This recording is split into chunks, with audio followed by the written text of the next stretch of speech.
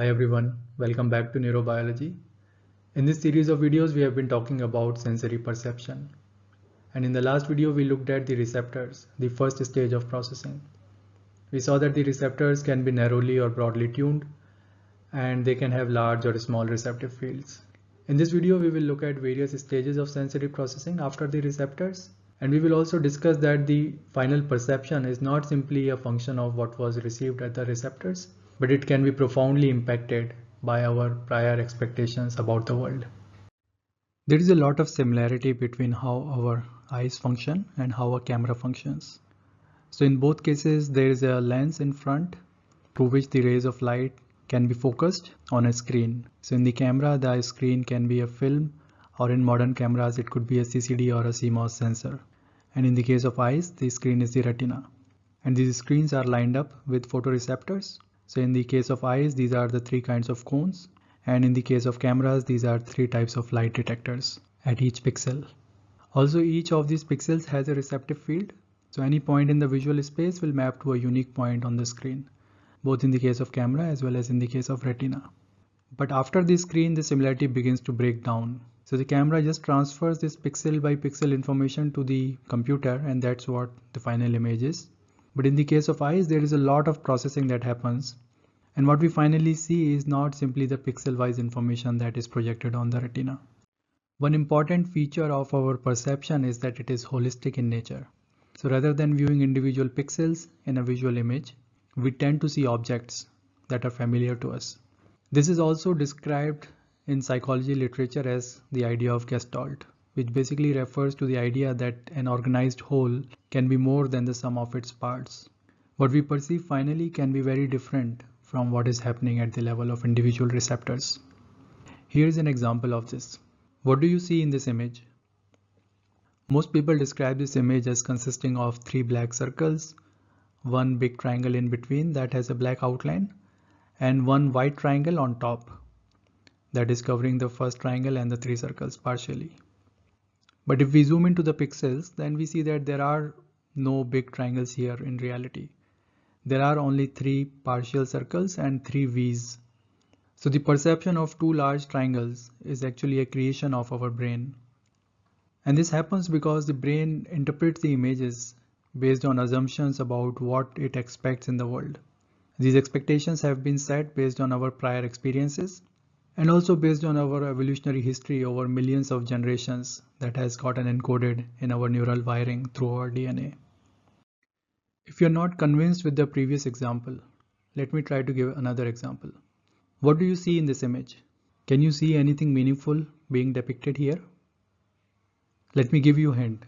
This image contains some alphabets of English language. Let me give one more hint. There is actually just one alphabet that is repeated multiple times and present in various orientations. Are you able to figure it out now? Maybe not.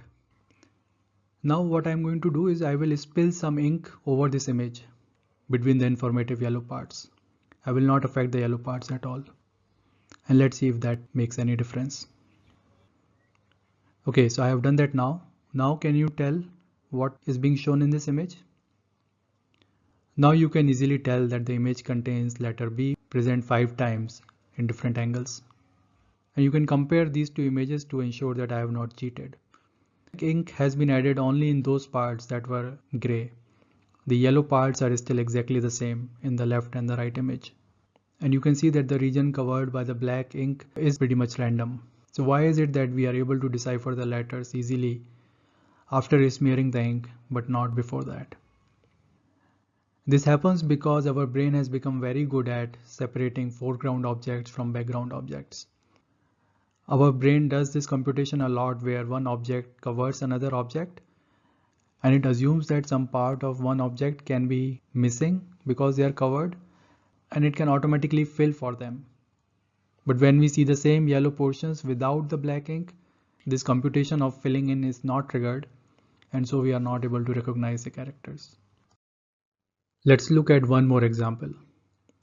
So now we are seeing two images on left and right, and both the images have a gray background and there are some circular shapes in between. These shapes may appear as spheres that are coming out of the screen or as cavities that are going into the screen. So which one appears to you as spheres and which one appears as cavities? Most people think that the left image has the spheres that are coming out and the right image has the cavities that are going in. At least that's the first impression.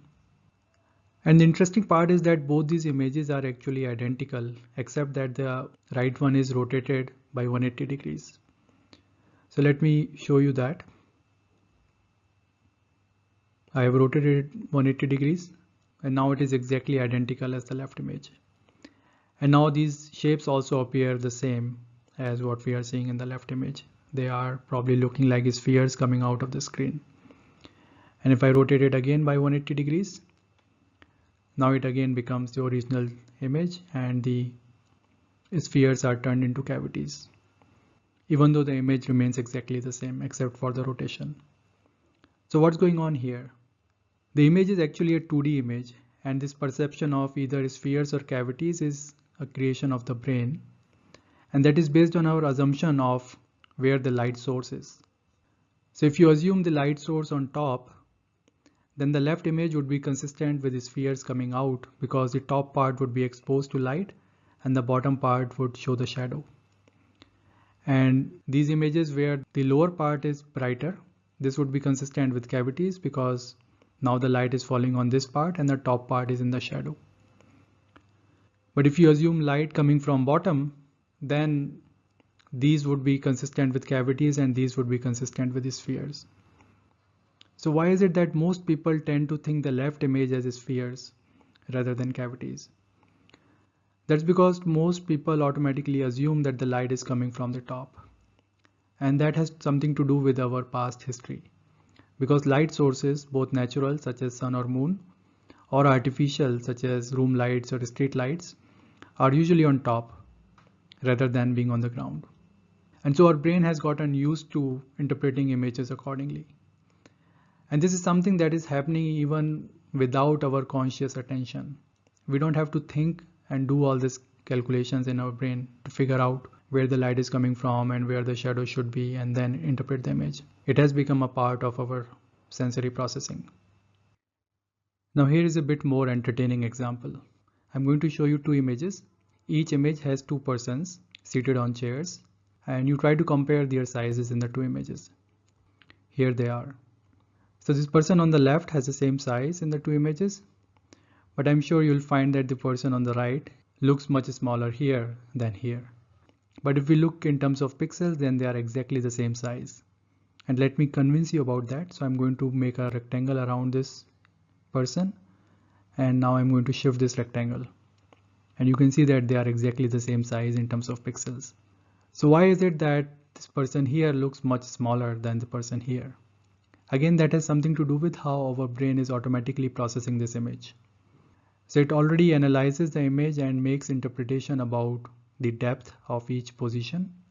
And the perceived size of the person is calculated based on this assumed depth. So in this left image, the brain assumes that the person is sitting at a farther distance and takes that into account to calculate the size. Whereas in the right image, the brain interprets this image as the person sitting in front, and so that correction for height is not made. The sensory processing in the visual system seems to be optimized for recognizing objects, rather than paying attention to all the pixel-wise data. So it tries to extract those features that are helpful in identifying objects, and the most important such feature are the edges. So a line drawing like this that has very minimal information can still tell us very clearly that this image contains mountains and a house and a tree and an animal and a vehicle and maybe a sun and even birds. There is very little information in these scribbles here, but our brain unmistakably interprets them as birds.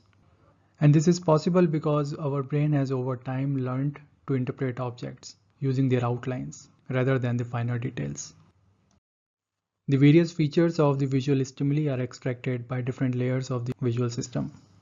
So here is a quick schematic of the visual system.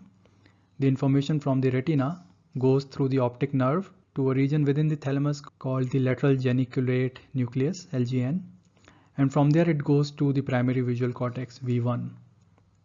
Here is another representation of the same. So there are different types of cells in the retina, then the thalamus, and then it goes to V1.